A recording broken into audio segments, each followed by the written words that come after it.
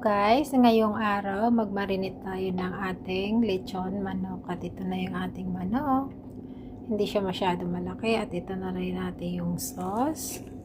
Siyempre, lagyan natin siya ng sugar at meron tayo ditong onion, garlic, and ginger. Meron tayo ditong water at ito yung ating black pepper. Mayroon tayo ditong lagyan din natin siya ng oil. At ito naman yung ating pang blender.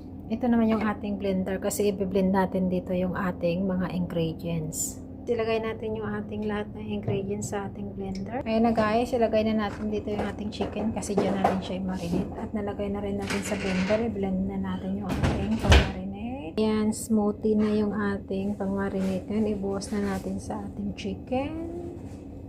Oh, ayan. I-marinate natin to siya ng buong gabi. Bukas na natin siya iluto.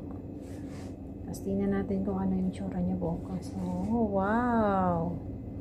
Ayan, na-marinate na natin mga guys. Tulog muna tayo. Tara, bukas na natin lutuin yan. Ayan na yung minarinate natin chicken. Ngayon niluluto na natin siya.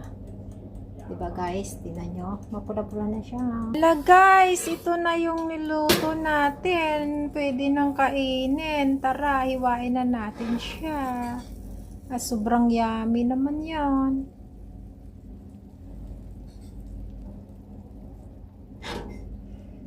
At ayan na nga, kainan na talaga. Let's eat.